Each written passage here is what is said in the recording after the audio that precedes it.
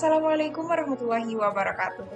Baik, perkenalkan kami dari kelompok 5, Sistem Informasi Bisnis. Pada kesempatan kali ini, kami akan menjelaskan mengenai materi otomatisasi kantor.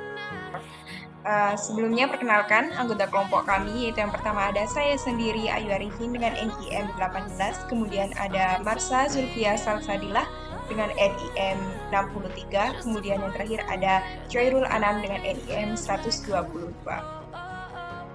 Poin-poin yang akan kita bahas dari materi otomatisasi kantor, yaitu yang pertama mengenai definisi dari otomatisasi kantor itu sendiri, kemudian tujuannya, selanjutnya ada pengguna-pengguna dari otomatisasi kantor, dan ada aplikasi pada otomatisasi kantor, kemudian ada macam-macam dari sistem otomatisasi kantor, dan yang terakhir yaitu faktor-faktor yang mempengaruhi pilihan dari aplikasi otomatisasi kantor.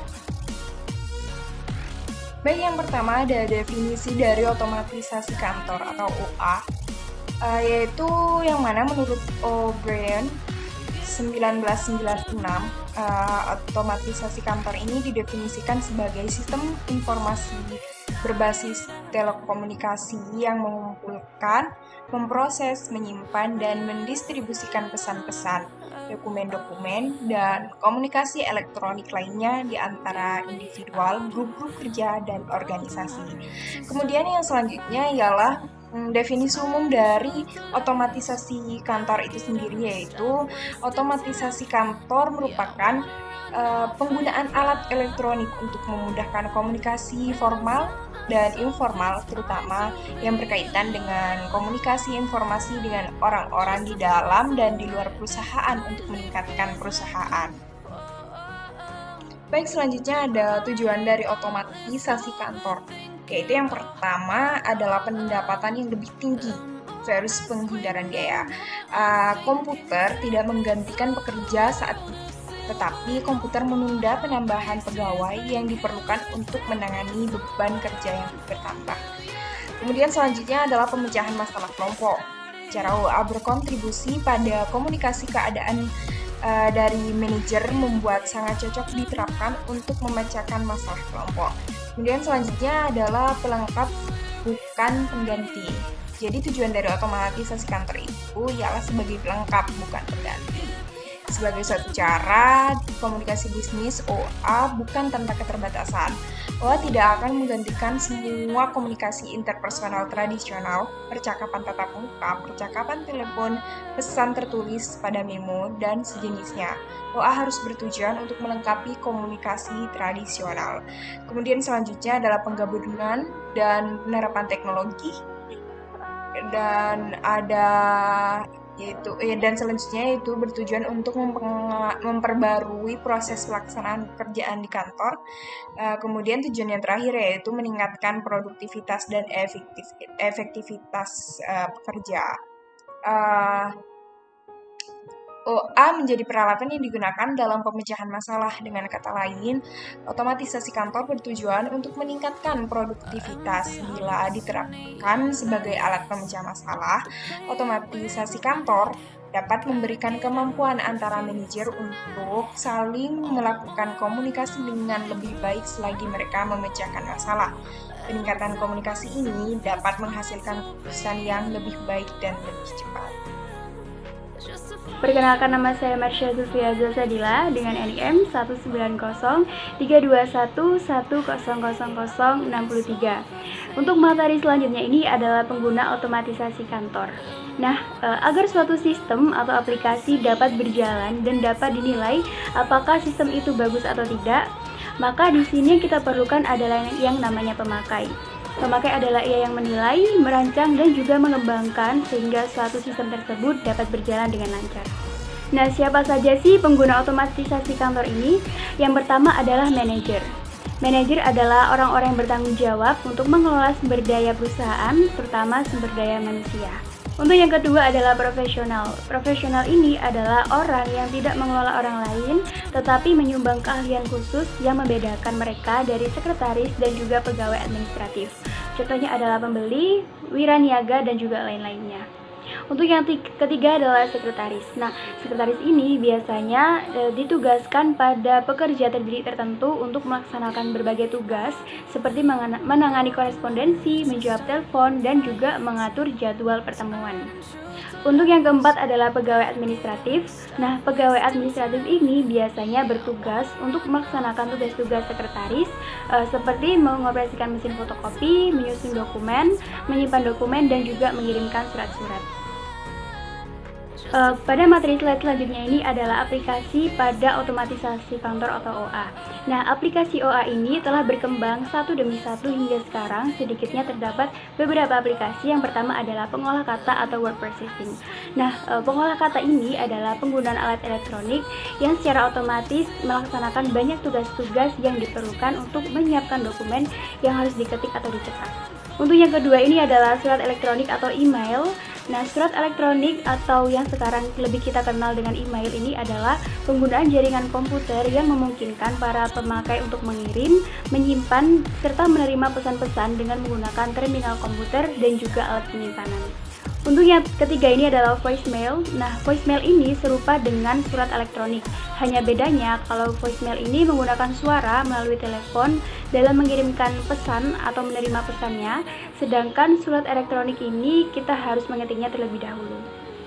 Yang keempat adalah kalender elektronik atau electronic calendaring. Nah, kalender elektronik ini adalah penggunaan jaringan komputer untuk menyimpan dan juga mengambil kalender pertemuan manajer. Yang kelima merupakan konferensi audio. Nah, konferensi audio ini adalah penggunaan peralatan komunikasi suara untuk membuat suatu hubungan audio di antara orang-orang yang tersebar secara geografis dengan tujuan melaksanakan konferensi. Selanjutnya yang keenam, ada konferensi video. Nah, konferensi video ini adalah penggunaan peralatan televisi untuk menghubungkan para peserta konferensi yang tersebar secara geografis. Selanjutnya yang ketujuh ini adalah konferensi komputer. Nah, konferensi komputer ini juga merupakan penggunaan jaringan komputer untuk memungkinkan para anggota tim pemecahan masalah untuk bertukar informasi mengenai masalah-masalah yang sedang dipecahkan. Yang kedelapan, transisi fax email atau FAX. Nah, fax singkatan dari Fax Email Transmission ini adalah penggunaan peralatan khusus yang dapat membaca citra dokumen pada satu ujung saluran komunikasi dan dapat membuat salinannya di ujung yang lainnya. Yang kesembilan ada video text. Nah, video text ini adalah penggunaan komputer untuk menampilkan pada layar CRT materi narasi dan juga grafik yang tersimpan. Untuk yang ke-10 ada pencitraan atau imaging. Nah, pencitraan merupakan salah satu aplikasi otomatisasi kantor atau OA yang digunakan untuk mengenal karakter secara optik atau optional character recognition untuk mengubah catatan-catatan kertas atau mikrofilm menjadi format digital yang kemudian disimpan di dalam alat penyimpanan sementara. Lalu yang terakhir atau yang ke-11 ini ada desktop publishing. Nah, desktop publishing atau DTP ini adalah penggunaan komputer untuk menyiapkan output tercetak yang kualitasnya sangat mirip dengan yang dihasilkan oleh typesetter. Untuk materi selanjutnya akan dijelaskan oleh rekan saya. Untuk penjelasan selanjutnya yaitu ada macam-macam sistem otomasi kantor. Ada sebagai berikut. Yang pertama itu ada sistem komunikasi elektronik. Apa sih sistem komunikasi elektronik? Sistem komunikasi elektronik atau yang bisa disebut dengan Electronic Communication System merupakan sistem teknologi informasi yang digunakan untuk berkomunikasi di antara individu, grup-grup kerja atau organisasi. Yang termasuk dalam sistem ini adalah seperti halnya email, voicemail, facemail, dan bulletin board system. Untuk yang kedua yaitu ada sistem kolaborasi. Apa sih sistem kolaborasi? Elektronik sistem kolaborasi adalah suatu sistem yang tidak hanya pertukaran komunikasi atau pesan, tetapi juga bagaimana informasi atau pesan tersebut digunakan untuk bekerja sama. Contohnya seperti telekommuting ini adalah kolaborasi elektronik yang digunakan oleh pekerja yang bekerja dari jarak jauh dengan kantornya. Contoh seperti halnya kalau kita kuliah yaitu seperti Zoom meeting ataupun Google Meet. Untuk yang selanjutnya yaitu yang nomor 3, sistem publikasi dan pengolahan image elektronik. Apa sih sistem publikasi dan pengolahan image elektronik itu? Sistem publikasi elektronik atau electronic publishing system adalah penggunaan teknologi informasi untuk keperluan pembuatan dokumen tercetak yang termasuk aplikasi dari sistem publikasi dan pengolahan image elektronik adalah desktop publishing, electronic document management, presentasi grafik, dan multimedia presentation. Electronic Document Management atau EDM merupakan sistem penyimpanan dokumen yang berbentuk basis data image atau image database yang nantinya dapat diakses dan diproses kembali. Tentunya mempermudah kantor. Untuk selanjutnya yaitu di sini ada sistem pengolahan kantor yang nomor 4. Sistem pengolahan kantor atau Office Management System merupakan sistem kantor otomatis yang mendukung orang-orang di organisasi untuk mengorganisasikan aktivitas-aktivitas kerja mereka. Yang termasuk dalam sistem ini adalah seperti halnya desktop, aksesoris, dan electronic shielding atau kalender elektronik.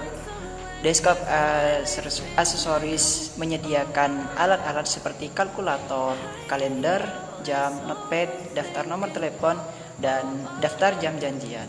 Electronic shielding atau kalender elektronik membantu pemakai sistem ini untuk mengatur schedule jadwal kerja mereka.